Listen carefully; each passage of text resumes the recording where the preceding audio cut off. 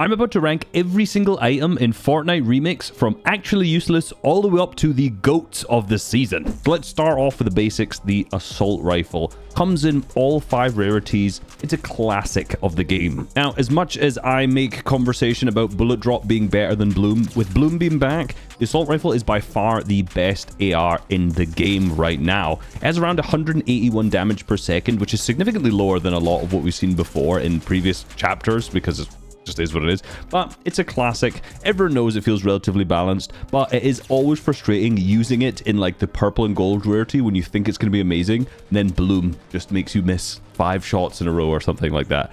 It's going straight into the perfectly balanced tier. The drum gun. Now with the drum gun, it also feels not that strong, so it isn't the same kind of power that it had when it was originally released. I think the original release had a 10 fire rate, whereas this has an 8 fire rate, so it slows basically 20% slower than it used to be. Yeah, I think so. And it no longer has the 2x headshot like it used to have all the way back. I actually feel like this is pretty well balanced too, so I'm going to slap this in the perfectly balanced tier as well. The burst assault rifle. Now the burst assault rifle is interesting because it shoots 3 shots in a burst rather than 2, which we've seen in the last couple seasons, but originally the burst did shoot 3. You could hit some crazy big bursts with this if you manage to hit all 3 shots at once. However, in all honesty, it's really difficult to like pressure walls and box fight people with it because it takes so long between shots. It actually feels like it takes forever. So this is going straight into the mid tier. The suppressed AR only comes in blue rarity, but interestingly, you can actually upgrade it at the upgrade stations, which is kind of cool. I don't know if you'd really want to. Now, per shot, it deals 3 damage less than the original assault rifle, so it actually has like a slightly lower damage per second, but it just has like a much bigger spread as well. So I'm not really sure there would be a situation where you'd want to take this over a regular assault rifle. I'm going to put it in the perfectly balanced tier because it is really well balanced, but it's just nowhere near as good as the original assault rifles. The scoped AR, mate, every other gun has like no bullet travel time, just complete hit scan weapons, so there's no reason for in any way to use this gun. Now it does have a 2x headshot multiplier, which is one of 2 guns that has that, so sure, you could hit a big headshot, but I swear this thing just hits nothing. It says it deals 32 damage in green, but I swear I'd shot it and it hit like a 24 or something like that. Awful weapon. Actually useless. Put it in the actually useless tier. All right, on to the shotguns. Now the tactical shotgun. This is going to be a tough one because with the kind of shotgun meta that there is, tac and the pump. The pump feels really strong this season, which we'll come back to in a second. But the tactical shotgun feels sometimes really weak if you're using it in a lower rarity if you're coming across a pump player. However, at the same time, if you take a purple or a gold, the structure damage is 75 or 78. So if you were just sitting on someone's wall, you just shoot, reload on someone's wall. If they make an edit, they get shot. If they don't, you can replace the wall. It's kind of a stupid gun. I've said this in many of my ranking videos. I don't like the purple tac. However, I'm not gonna lie, I'm rating them the tac. Oh, I've hit my mic. I'm rating the tac all as 1. So this is gonna go into the strong tier, I think. By the way, all of these damages, spawn rates, all these different things I got from my boys over at Assyrian.gg, and myself and Destiny Jesus recently partnered with them to create a bundle of both of our subscription services together. So go check it out. Now, pump shotgun. It is very strong. It's very noticeably different from the hammer pump. Now, if I swear I'm either hitting nothing but like 100+ shots or completely missing, which is a real contradiction to the hammer pump. So I think this is like a tighter spread or something. I need to do the full comparison of the stats between this and the hammer pump that we've had in for the last chapter. But man, I'm hitting max damage with this, and I'm sure I'm not the only one. Now, the slight difference between this and the hammer pump that's noticeable is the pull-out time as well. Pull-out time in almost all of the shotguns last season, or last chapter, was 300 milliseconds, and now it's 360. So it essentially pulls out like 20% slower, and this is actually sometimes quite noticeable when you make an edit and try to make a shot for it. But again, this is just something that's going to take a little bit of getting used to since we've just had such quick-to-use shotguns over the time. No dispute, the pump shotgun is in the GOAT tier. I really like how easy it is to find a purple pump because I can pretty much guarantee that I'm going to be able to get some form of good shotgun. Even if the shields are impossible to find, I know I'm going to have some sort of good loot this season when it comes to the shotguns. So that's pretty awesome. We all know the purple pump. Come on, the pump's got to go in GOAT tier. Onto the mini ammo weapons. And the first one is the submachine gun. Now, I actually have not used this almost at all, but it's not changed much from what it's been in like Reload and previous seasons like this. So the submachine gun with the massive kind of crosshair that it has is relatively mid, so it's going into the mid tier. Pistol. Now the pistol I love this pistol. Now, since it became automatic, like a couple of years ago, whatever it was, it has a few significant advantages that a lot of other weapons don't. Now, the first is that, as I mentioned earlier with the scoped AR, this is one of 2 weapons that has a 2 times headshot multiplier, which means it actually does crazy damage if you spam it. Given there's not a good SMG in the meta currently, I don't know if they're going to update that as weeks to go as well. In trios, having one player take the pistol and the other 2 take ARs means that your ammo is going to be well distributed across your team. Now, what's interesting about it, because it has the 2 times headshot multiplier, that means at long ranges, so if you're going for kind of storm surge tags, the pistol is actually better if you hit a headshot. At the max range, which is 275 meters, a gold pistol will deal 38 headshot and 19 body shot damage, which again, the best weapon in the game, will deal 36 headshot and 24 damage. So the body shot damage is slightly different, but the headshot damage is still really good. Plus, it reloads incredibly quickly, it's really good for box fighting, and it pulls out fast as well.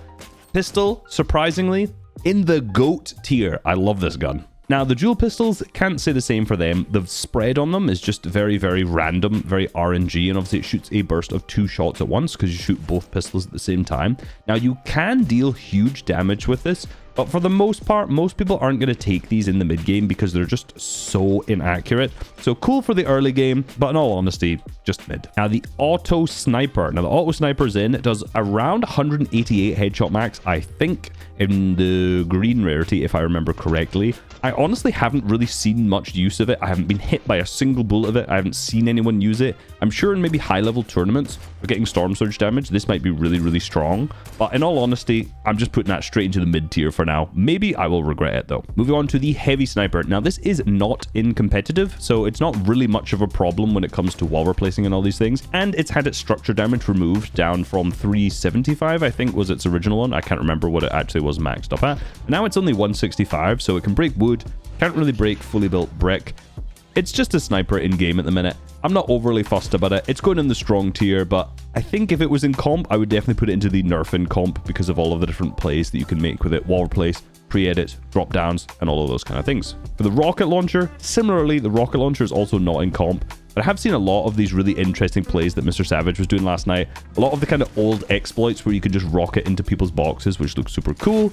Again, it's not in comp. It's really frustrating to fight against in rank. I'm not gonna lie. I have died to rocket launchers a lot over the last couple of, well, the last day since the season has been out. So we're going to put this into strong as well. All right, grenades. Now, grenades have actually been nerfed a lot. They only do 40 player damage. So they're just, like, you can't even nade strat with these. It's straight into the actually useless tier. Remote explosives. Now, remote explosives, similar to rockets and grenades, are also not in competitive. They are incredibly annoying. I'm not going to lie. I've had a couple of fights where I've just been chucking them on people, blowing up buildings, and then just spraying them down. In particular, if you find these in the early game and there's a player on like a house next to you, you can just chuck them in, blow them up. Super, super strong, but again, not in competitive, so we're just going to put them into the strong tier. Clingers. Clingers are apparently in comp. I don't think they're meant to be, but these are also incredibly, incredibly strong. We're just going to put them into the strong tier because, again, they're super, super busted. Same with stinks, also not in competitive, but they are far, far too strong if you're just chucking them at people's boxes. I've already got so many kills where you can just try to cut off people's exits with a stink and then force them out towards you and just kill them with a super free pump. Stinks are incredibly strong, so again, back into the strong tier. Can't go in the GOAT tier because these things are just annoying and they're not in comp, so they can't go above that either. Now moving on to the grappler. Now the grappler is in competitive and it's incredibly strong. It now has 20 uses rather than 10, and it used to have 10, I think last OG chapter. I can't remember if it was 10 or 20, but 20 is a lot regardless. I need to go back and check what it was. As a mobility item for solos in particular, this is really, really, really good. If you're trying to play the solo cash cups this season, the grappler is what you're going to want to use because you can just get through so many of those kind of awkward half and half rotates through parts of the end game that you would anyway. For trios, it's probably not that strong. However, it's got to go into the GOAT tier. It's pretty much the strongest mobility item this season. All right, creeping cardboard. I have no idea why this is in the game. This is utterly useless. So actually useless. Maybe I'll eat my words. Maybe there's some cool strats I haven't seen with these yet, but yeah, they feel awful. Impulse grenades. Now, impulse grenades are fun for like fun plays where you just basically only throw them at your own teammates to knock them to fall damage. In terms of mobility, they're pretty useless because they still have fall damage. You barely go any distance. I've tried using these a couple of times in the early game and it just really was not that useful at all. So I think for the impulse grenades, unfortunately, they're going straight into the actual useless tier. They kind of just fill up a slot where you're just, I'd rather get minis, I'd rather get heals or something, and I get impulses, and I'm just never picking them up. The double G bomb. Now, interestingly, the double G bomb is actually in comp.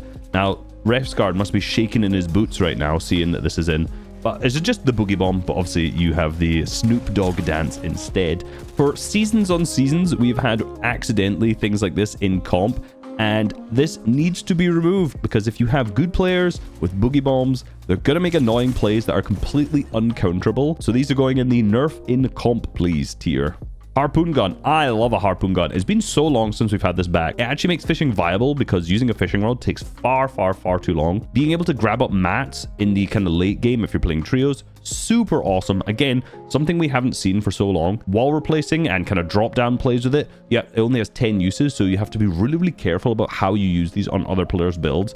I actually love the harpoon gun. I'm going straight into the GOAT tier, in my opinion. I feel like we've missed out on this item for so long, and it has so many uses, and it's just so well balanced. Portafor, another item that is not in competitive. Playing against someone in a Portafor in early game and ranked is actually so annoying, because someone just throws it down. You can just get insta height over like an entire POI or something like that, and if you have an AR, you can just spray a couple shots down. It's fun, I'm not gonna lie, but it's not ranked, so we're just gonna put it into the strong tier as well. Moving on to the heals. Shield potions. Where are these?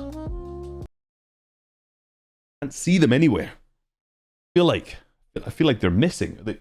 Pikachu, do you know? The fact that they're no longer 100% spawn rate from the large ammo crates is something that's quite annoying. I actually really love that change last season. The fact they removed it is quite frustrating. You can now get minis, big pots, or medkits from any of those large ammo crates, but it's not a guarantee that you're going to get one of that loot pool. It's like 50% off the dome. Can't remember if that's entirely true.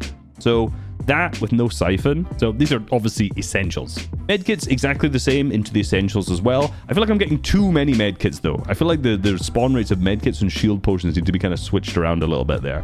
Same with bandages, straight into the essentials. Now big pots. Oh my goodness. Finding a big pot in the first like 2 hours of playing this game felt like you invested in Bitcoin in 2010. Actually, probably better, I would say, because you were the richest man in this lobby.